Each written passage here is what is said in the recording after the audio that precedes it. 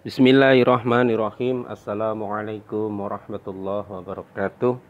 Alhamdulillah, pada kesempatan hari ini kita dapat kembali melanjutkan proses pembelajaran daring mata pelajaran Pendidikan Pancasila dan Kewarganegaraan kelas 9 SMP.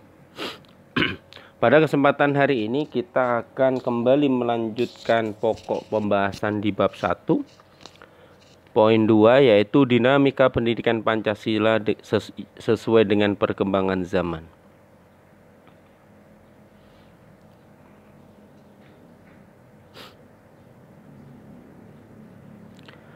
Hakikat ideologi terbuka. Sebelum kita memahami apa itu pengertian tentang ideologi terbuka, terlebih dahulu mari kita pelajari apa sih ideologi itu. Di sini saya akan mengungkapkan beberapa pengertian tentang ideologi. Pertama, menurut Suryanto Puspowardoyo, beliau mengungkapkan bahwa ideologi merupakan konsep pengetahuan dan nilai yang secara keseluruhan menjadi landasan bagi seseorang atau masyarakat untuk memahami jagat raya dan bumi seisinya, serta menentukan sikap dasar untuk mengolahnya. Jadi menurut Suryanto Puspowardoyo, ideologi itu merupakan kumpulan konsep atau pengetahuan dan nilai yang akan dijadikan sebagai pedoman oleh seseorang atau masyarakat atau warga negara untuk bagaimana dia bisa memahami dunia dan seisinya. Artinya ideologi ini dijadikan sebagai cara pandang bagi seseorang untuk menilai sesuatu yang ada di dunia ini.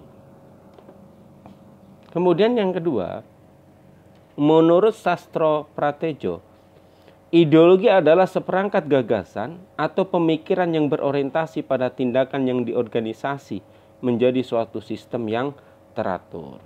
Jadi kalau menurut Sastro Pratejo, ideologi itu adalah kumpulan gagasan atau pemikiran di mana tujuan daripada gagasan dan pemikiran tersebut adalah mengorganisir tindakan masyarakat biar sesuai dengan apa yang diinginkan oleh gagasan atau pemikiran tersebut, sehingga nantinya akan terwujud suatu sistem yang teratur. Kemudian yang ketiga, menurut Kamus Besar Bahasa Indonesia, ideologi diartikan sebagai kumpulan konsep bersistem yang dijadikan asas pendapat yang memberikan arah dan tujuan untuk kelangsungan hidup, cara berpikir seseorang atau golongan. Jadi kalau dalam Kamus Besar Bahasa Indonesia, ideologi itu adalah kumpulan konsep, konsep di mana kumpulan konsep tersebut dijadikan sebagai dasar pijakan. Dasar pijakan pendapat bagaimana mereka bisa mewujudkan tujuan untuk kelangsungan hidup serta cara berpikir seseorang atau golongan. Jadi pada dasarnya kesimpulannya dari tiga pendapat ini, ideologi itu adalah seperangkat gagasan atau pemikiran, di mana seperangkat gagasan dan pemikiran tersebut dijadikan pedoman oleh seseorang atau masyarakat untuk mengetahui, menilai, untuk memandang dan mengambil sikap tentang kehidupan di dunia ini. Nah, pada konsep ini, maka kemudian ideologi melahirkan turunan nilai-nilai yang berbeda dengan ideologi yang lain. Maka jangan heran kemudian apabila negara dengan konsepsi ideologi yang berbeda akan menghasilkan perangkat nilai yang berbeda atau preskripsi moral atau nilai yang berbeda. Kenapa seperti itu? Karena memang ideologi itu sebagai pijakan, sebagai dasar mereka melihat sesuatu. Jadi ideologi berbeda, maka konsepsi preskripsi moralnya itu bisa berbeda. Contoh baik buruknya juga berbeda. Saya kasih contoh seumpamanya. Ideologi liberal. Dalam ideologi liberal, ya, itu ada yang disebut dengan sekularisme, paham sekularisme, yaitu memisahkan antara urusan agama dengan urusan negara. Nah, dalam konsepsi ini, suatu negara tidak boleh mengatur terlalu dalam urusan agama seseorang. Karena agama dianggap sebagai wilayah privasi. Ya, wilayah pribadi yang tidak boleh diganggu, diotak-atik oleh negara sekalipun. Ini yang disebut dengan sekularis. Maka kemudian konsepsi beragama itu murni diserahkan kepada pribadi masing-masing warga negara. Oleh karena itu, maka di negara liberal, perjudian, ya kan, kemudian perzinahan yang oleh kita dianggap perzinahan, kemudian minum-minuman keras itu dilegalkan, diperbolehkan. Bahkan kita lihat beberapa artis, beberapa pemain sepak bola internasional itu seperti umpamanya Cristiano Ronaldo udah memiliki beberapa anak, tapi sampai sekarang pun belum menikah, statusnya masih pacaran atau tunangan, dan itu dianggap legal oleh negara-negara dengan ideologi liberal. Tentunya hal ini berbanding terbalik dan berbeda jauh dengan ideologi Pancasila. Dalam ideologi Pancasila, sila pertama adalah ketuhanan yang Maha Esa. Nah, dalam konsepsi ideologi Pancasila, agama itu tidak dipisahkan dari urusan negara. Artinya, negara boleh mengatur hal-hal yang berkaitan dengan agama. Seumpamanya judi, ya, yang di negara-negara liberal diperbolehkan, zina diperbolehkan, kemudian minuman keras diperbolehkan. Di negara kita berbanding terbalik, justru dilarang. Kenapa? Karena tadi kita tidak menganut asas sekularisme. Dalam ideologi Pancasila, ya, negara boleh mengatur urusan pribadi yang disebut dengan agama, karena sila pertama kita adalah ketuhanan yang Maha Esa. Artinya bahwa setiap warga negara Indonesia harus tunduk dan patuh pada ajaran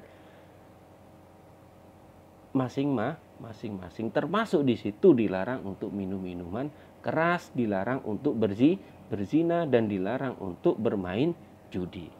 Nah, inilah pentingnya ideologi bagi suatu negara. Karena dari ideologi itu, maka preskripsi moral dan preskripsi nilai baik dan benar itu akan berbeda. Kemudian, setelah kita memahami apa itu ideologi, sekarang kita bahas apa itu ideologi terbuka. Ideologi terbuka adalah ideologi yang senantiasa mendorong terjadinya perkembangan pemikiran baru tentang ideologi tersebut tanpa harus kehilangan jati dirinya. Dengan kata mudahnya bahwa ideologi terbuka adalah ideologi yang nilai-nilai asasnya, nilai-nilai dasarnya itu tetap, tapi senantiasa dapat berkembang serta mengikuti perkembangan zaman dan aspirasi masyarakat. Itulah ideologi terbuka. Jadi dia tidak kaku. Itu. Ideologi nilainya tetap, tapi kemudian ideologi tersebut mampu disesuaikan dengan perkembangan zaman. Nah, ciri dari ideologi terbuka, ciri yang paling khas itu ada dua. Meskipun sebenarnya ciri ideologi terbuka itu ada banyak, tapi ini ciri khasnya ada dua. Yang pertama, nilai-nilai dan cita-cita ideologi terbuka itu tidak dipaksakan dari luar, melainkan digali dan diambil dari kekayaan rohani, moral, dan budaya masyarakat itu sendiri.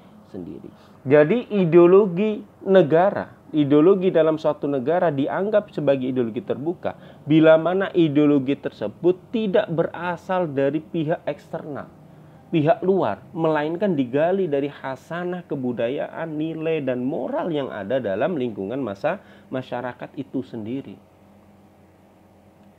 Kita ambil Pancasila.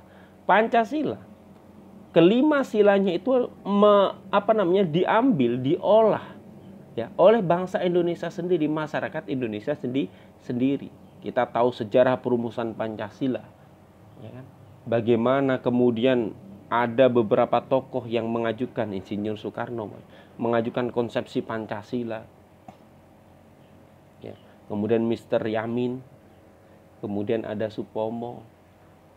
Mereka adalah tokoh-tokoh yang berusaha untuk memberikan yang terbaik, membuat ideologi yang sesuai dengan nilai-nilai dan moral yang ada di lingkungan masyarakat Indonesia. Jadi tarik ulurnya pun menjadi sangat panjang. Nah, dari sinilah kemudian Pancasila bisa kita katakan sebagai ideologi terbuka karena memang nilai-nilainya yang digali benar-benar dari hasanah, moral dan nilai dari bangsa Indonesia itu sendiri. Kita bandingkan kemudian dengan ideologi komunis. Ideologi komunis itu bukan ideologi terbuka. Kenapa? Karena ideologi komunis itu tidak diambil dari hasanah nilai masyarakat. Negara yang berideologikan komunisme, itu ideologi mereka berangkat dari pendapat seorang tokoh yang disebut dengan Karl Marx. Mereka mengembangkan aliran Marxisme, kemudian berkembang lagi menjadi Leninisme. Maka kemudian corak ideologi komunisme itu hampir sama dengan pemikiran mereka. Jadi tidak benar-benar dibutuhkan oleh masyarakat. Kemudian ciri yang kedua adalah dasar daripada ideologi tersebut adalah konsensus masyarakat, kesepakatan masyarakat, tidak diciptakan oleh negara, melainkan ditemukan dari masyarakat, dalam masyarakat itu sendiri. Nah, ini yang ciri khas ideologi yang kedua, bahwa ideologi terbuka itu bukan diciptakan oleh negara. Artinya bukan negara yang menciptakan ideologi, tapi masyarakat. Artinya masyarakat menyetujui, menyepahami, menyepakati bahwa ini yang pantas menjadi ideologi kita. Seperti yang saya utarakan tadi, bagaimana dialektika perumusan Pancasila itu bisa kita jadikan pedoman dasar bahwa Pancasila adalah ideologi yang terbuka. Kemudian kita bandingkan dengan ideologi komunis tadi. Ideologi komunis adalah ideologi yang tertutup, bukan terbuka. Kenapa? Karena ideologi komunis itu bukan dibutuhkan oleh masyarakat ideologinya, tapi diciptakan oleh negara. Karena negara itu yang membutuhkan terhadap ideologi komunis tersebut. Nah, biasanya oleh karena itu dalam negara komunis biasanya masyarakatnya, rakyatnya itu tertindas. Kenapa? Karena dalam negara komunis, ideologi komunis biasanya negaranya bersifat otoriter. Kita contohkan yang ideologi komunis murni itu di Korea Utara. Gitu. Kemudian kita lanjutkan. Kedudukan Pancasila sebagai ideologi terbuka. Nah, keterbukaan Pancasila itu mengandung pengertian bahwa Pancasila senantiasa harus mampu berinteraksi secara dinamis. Nilai-nilai Pancasila tidak berubah. Nilai-nilai dasarnya tidak berubah. Namun pelaksanaannya disesuaikan dengan kebutuhan dan tantangan nyata yang dihadapi oleh masyarakat dari waktu ke waktu. Hal ini dimaksudkan untuk menegaskan bahwa ideologi Pancasila itu bersifat aktual dan dinamis, antisipatif serta senantiasa mampu menyesuaikan diri dengan perkembangan zaman, perkembangan ilmu pengetahuan, perkembangan teknologi serta dinamika yang berkembang dalam kehidupan masyarakat. Oleh karena itu, maka kemudian keterbukaan Pancasila itu mengandung nilai-nilai sebagai berikut. Yang pertama adalah nilai dasar.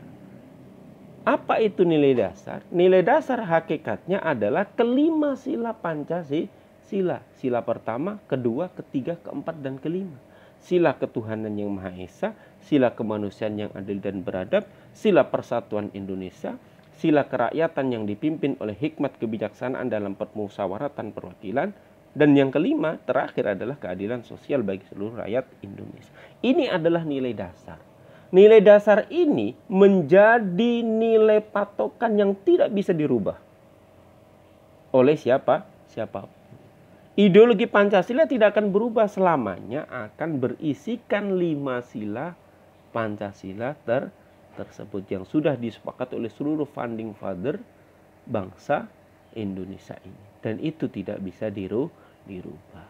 Nah, lantas bagaimana cara mewujudkan nilai-nilai Pancasila tersebut? Cara mewujudkannya, menerapkannya, maka diperlukan yang kedua, yaitu nilai instrumental. Bagaimana nilai Pancasila bisa dibumikan?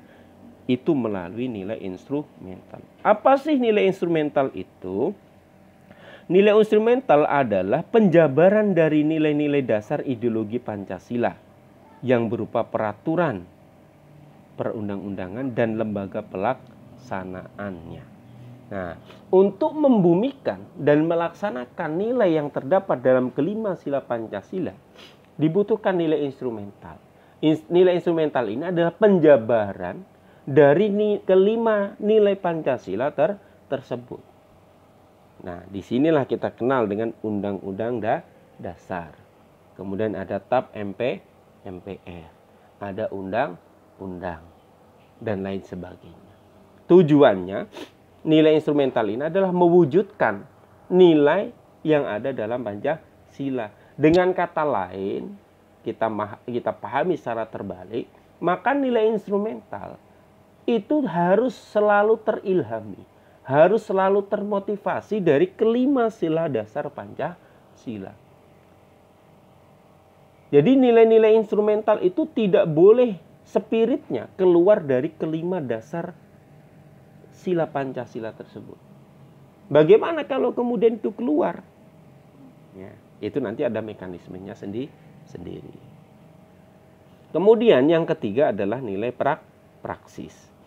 Nah, nilai praksis ini adalah nilai yang merupakan realisasi atau perwujudan dari nilai instrumental berupa suatu pengalaman nyata dalam kehidupan sehari-hari, dalam kehidupan bermasyarakat, berbangsa, dan bernegara. Jadi nilai praksis ini adalah nilai yang nyata terjadi di masyarakat. Di mana nilai nyata tersebut adalah perwujudan dari proses pelaksanaan nilai instrumental tersebut. Karena nilai instrumental terilhami oleh nilai dasar Pancasila, maka diharapkan nilai praksis itu juga terilhami spirit yang ada dalam Pancasila. Nah, inilah keterbukaan ideologi Pancasila. Keterbukaan ideologi Pancasila diwujudkan dalam 3 nilai ini. Nilai dasar, nilai instrumental, kemudian nilai praksis. Kemudian selanjutnya,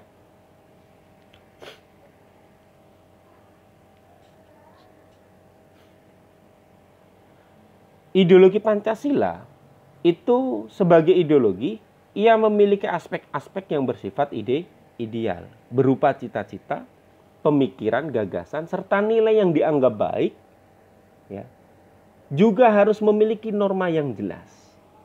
Nah, hal ini dikarenakan ideologi itu harus mampu direalisasikan dalam kehidupannya nyata. Oleh karena itu, Pancasila sebagai ideologi terbuka secara struktural memiliki 3 dimensi, yaitu dimensi idealisme. Apa itu dimensi idealisme? Dimensi idealisme adalah dimensi yang menekankan bahwa nilai-nilai dasar yang terkandung dalam Pancasila yang bersifat sistematis, rasional, dan menyeluruh itu pada hakikatnya bersumber pada filsafat Pancasila. Hal tersebut karena setiap ideologi bersumber pada suatu nilai-nilai filosofis atau sistem filsafat. Dimensi idealisme yang terkandung dalam Pancasila mampu memberikan harapan, optimisme, serta memberikan motivasi pendukungnya untuk berupaya mewujudkan cita-citanya. Ideologi mengandung cita-cita yang ingin dicapai oleh masyarakat dalam berbagai bidang kehidupan masyarakat, berbangsa, dan bernegara. Sehingga masyarakat atau bangsa dapat mengetahui ke arah mana mereka ingin membangun kehidupan bersama. Itu adalah dimensi idealisme. Dimensi idealisme itu dimensi yang dicita-citakan. Jadi ideologi Pancasila itu mempunyai cita-cita yang dicapai. Dan masyarakat ketika mempraktekkan atau menerapkan nilai-nilai dalam Pancasila itu, maka harapannya masyarakat akan mencapai tujuan yang diharapkan oleh ideologi tersebut. Kemudian yang kedua adalah dimensi normatif. Dimensi normatif ini mengandung pengertian bahwa nilai-nilai yang terkandung dalam Pancasila yang bersifat idealisme tadi perlu dijabarkan untuk mencapai tujuannya. Dijabarkan dalam bentuk apa? Dalam bentuk sistem norma. Artinya bahwa Pancasila terkandung dalam pembukaan Undang-Undang Dasar Negara Republik Indonesia tahun 1945 yang merupakan tertib hukum tertinggi dalam negara Republik Indonesia yang disebut dengan State Fundamental Norm atau pokok kaidah negara yang paling fundamental. Dengan kata lain, agar Pancasila yang memiliki dimensi idealisme tersebut mampu dijabarkan dalam langkah-langkah yang bersifat operasional, maka perlu memiliki norma atau aturan hukum yang jelas. Nah, dimensi normatif ini nanti yang perwujudannya adalah nilai instrumental. Jadi Pancasila yang memiliki dimensi idealisme, ingin cita-cita yang diharapkan ketika mempraktekkan Pancasila ini, bagaimana bisa terwujud? Bagaimana bisa tercapai? Maka dibuatlah sebuah norma, aturan tertentu dengan harapan bahwa masyarakat itu bisa mencapai apa yang dicita-citakan oleh Pancasila. Kemudian yang ketiga adalah dimensi realitas. Dimensi ini mengandung makna bahwa suatu ideologi harus mampu mencerminkan realitas kehidupan yang berkembang dalam masyarakat. Pancasila memiliki keluasan yang memungkinkan adanya pengembangan pemikiran-pemikiran baru yang relevan dengan dirinya, tanpa menghilangkan atau mengingkari hakikat yang terkandung dalam nilai-nilai dasar Pancasila. Oleh karena itu, Pancasila harus mampu dijabarkan dalam kehidupan bermasyarakat secara nyata dalam kehidupan sehari-hari. Baik itu dalam kehidupan bermasyarakat, lingkungan yang kecil, keluarga, masyarakat, maupun dalam kehidupan yang lebih besar, skup yang lebih besar, yaitu berbangsa dan bernegara. Demikian pembahasan materi PPKN bab 1 tentang dinamika nilai-nilai Pancasila sesuai dengan perkembangan zaman. Untuk pertemuan kali ini kita cukupkan sampai di sini. Terima kasih atas segala perhatian. Mohon maaf atas segala kekurangan. Insya Allah kita akan sambung pada pertemuan selanjutnya. Cukup sekian dari saya. Saya akhiri billahi fi sabilil haq fastabiqul khairat. Assalamualaikum warahmatullahi wabarakatuh.